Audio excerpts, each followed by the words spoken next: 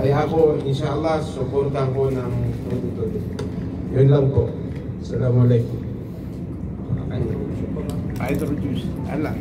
Assalamualaikum warahmatullahi wabarakatuh. Alan Balaki po ng One Bank Samuro Movement. Siguro kung may mauunang makukulong nung 16, ako na yon. Dahil sa report ng ABS-CBN, yung tawag dito, yung tarpaulin ng One Bank siya na may nakasulat na Marcos resign ang nakita sa ABS. Pero actually, pinukan talaga ako ng pulis sa bahay, mga intel, nagtanong-tanong sa barangay. Ang ginawa ko, nung dumating ako, doon ako lumiritso sa kanila, Sultan. Sabi ko, hinahanap niyo daw ako at ito ako. Kung kailangan niyo ako makausap, anytime pwede ako pumunta sa inyo, pwede kayo bumisita sa aking bahay. Pero ako, yung sinasabi nila na maaaring maging dahilan para makulong ang isang tao, isang aktivista, malayo yan dahil gawin ko na yan since 2000, year 2000, nung una-outborn era. Sir Henry, ipumanhin ninyo, nung isang araw hindi ako nakadalo dahil may mga inasikaso ako. Tinawagan ako actually ni Atty. Torion para pumunta. Pero ganun pa man, andyan naman yung mga brothers natin, nandiyan sila Engineer Nasib, si Sultan Jiri, sila yung nakadalo. Kahit wala ako, basta nandiyan sila. Kasi ang sa amin, sa mga Muslim, mayroon kaming nilaunch na One Bank Samuro Coalition itong mga nakaraang araw. Layunin ito na ipakita na tayo ay nagbubuklod-buklod, nagkakaisa para sa isang layunin. So, ang alam ko, ito rin yung layunin nung pagsasama natin ngayon, nung I Care. Sa nakikita ko, itong mga nakarang araw, kung nabuo yung Save the Philippines, isang coalition din. Ngayon naman, ang binubuo ay yung isang I Care. Kung pwede natin sabihin na we, kasi marami tayo. I care, we care. I care, you care. Tatlo. I care, you care, we care. Siguro dahil ito ay pagbubuklod-buklod na parang nababagay yung we care. Kung anong we save para isalba yung sambayan ng Pilipino, andito yung we care para gumabay at umaruga sa mga nalulunod na mamamayang Pilipino. So, mabuhay ang we care. So, hanggang dyan lang muna. Maraming salamat sa inyo. Inulit ko, ako si Alan Balaki.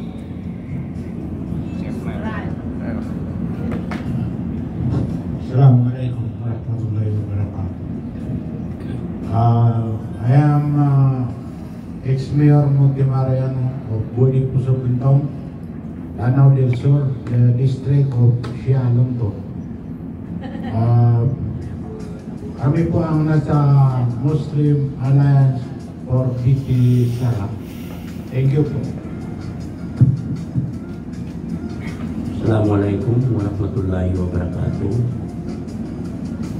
I am Sultan Jerry Magarang, former administrator of Golden Mosque and Cultural Center. Classmate ko na Kernel. Jerry Sultan naman. Asalo ko yan, asalo ko yan. Ako ang Di ba maraming pinili ng Sultan, di ba? General Merchandise of GMTA. At the same time, Jerry Sultan. Kilala mo ito organization. Negosyate rin yun sa mga Kernel Jerry Sultan. Actually, hindi lang ngayon ang Flatmate ko yun pagsuporta namin sa GMTA, 230 Black, dahil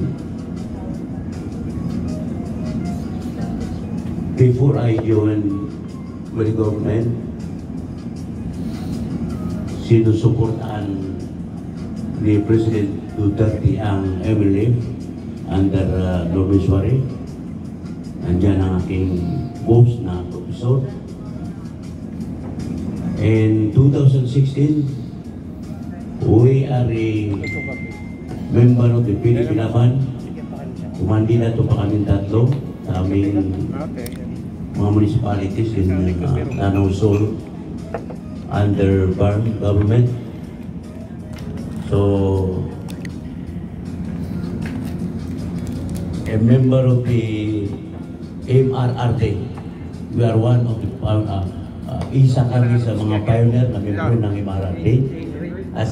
Asama namin ang iyong sister na si Dang Imperial, asa sa Suji. Oh, yan. Tayo din, no? That was 2016. Ngayon, a member of the Muslim Alliance, led with these two gentlemen, former Mayor of Ramayan and former Mayor of Guariposo, Bentong, and of course my brother spokesperson na Angel Nasib. So, ito ay sama ng pagkakaisa para isigaw ang katarungan upang makamtan ang ating kapayapaan dito sa Pilipinas. Kami po ay walang sawa sa paghahanap ng katarungan para makamtan natin ang ating objective. Assalamualaikum warahmatullahi wabarakatuh.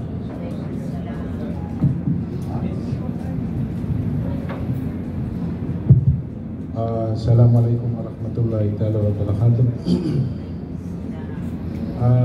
Former Mayor of Lichaan Ramayan, Akhtar Marmar, and President of Muslim Alliance. Dito pong Muslim Alliance ay ginawa namin to mula nung nilabas nila yung impeachment kay Bibi Sara. So doon po nabuo itong Muslim Alliance hanggang sa nagkarapal kami na hinarang pa kami ng mga pulis. Sa US Embassy. Pero sa harap ng US Embassy. Oo, sa harap ng US Embassy. Pero hindi yung naging hadlang sa aming ginagawa para kay Bibi Sara.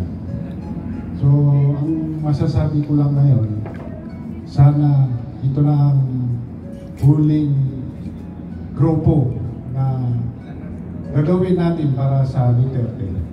Kasi dami na eh. Hindi na natin alam kung saan tayo sasama.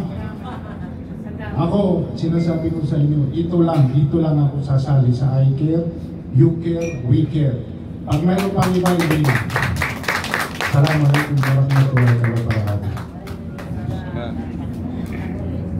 Magandang hapon po. Ako po si Ate Melvin. Malamig na. Isang Malamig na. sa amin, wala akong leader. Ay, hindi pa malamig sa akin. Kaya halos lahat ng mga rally, halos nandun din po kami na laging nakasuporta. Kasi po, nakikita po namin na yung mga kabutihan at kagandahan na nakikita ng Duterte. Kaya sumusuporta pa ako sa kanila. Salamat po. Ingay lang po. Sorry. At saka po siya. Magandang hapon po sa lahat. Ako po si June, Vinyl TV, isang vlogger po. Kami po ay sumusuporta sa lahat po ng pagkilos para kay PRRD Tatay Digong. Maraming salamat. Magandang araw po sa inyong lahat. And isa din po ako sa mga vlogger na kung saan simula pa noon kay dating Pangulong Duterte ay nakasuporta na kami. Nakakalungkot lang dahil yung mga kasama namin ng mga vlogger na nasa Malacanang na ngayon, kaya lang naman po sila talaga pumanig doon kay Marcos dahil nga ipin sa amin, inaamin din naman na talagang sila ho ay binayaran. Pero sabi nga nila, sila daw umano ay sulit man din talaga ng mga Duterte supporters. Kaso nga lang, talagang pumagat lang sila sa over ng Marcos admin. Pero kami, yung mga inoperan din naman na hindi ko tumanggap sa bayad po ng administrasyon nito. Kaya 10 ng aking mga kasamahan ng mga vlogger, ako po ay nagpapasalamat sapagkat yung paulo namin dito ay prinsipyo lang po. And lahat po ng mga kilos, no? Lahat ng mga ginagawa to support sa mga Duterte para po sa katotohanan kami po ay nakasuporta.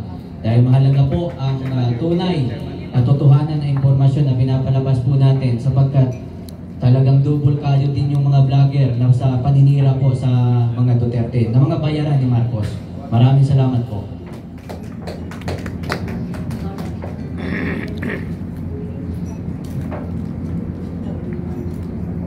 Mamaya na lang muna siya. Mabilis pa yung kasi may Secretary. Maraming salamat po sa lahat. Tinatawagan ko po si Secretary Greco Melica para makapagbigay po ng message po sa atin. And then mamaya tatawagan ko rin si Secretary Angusi para makapagbigay ng message sa atin, at si Bobby Torion pipilitin natin. Si Manong Chabit naman, sila Tony Torion nasa Davao kasi meron ding important meetings doon, parang may gathering. So mamaya pagtatawag sa akin si Secretary, gusto ko at least mag-green tayo lahat kasi lahat naman yung ginagawa natin is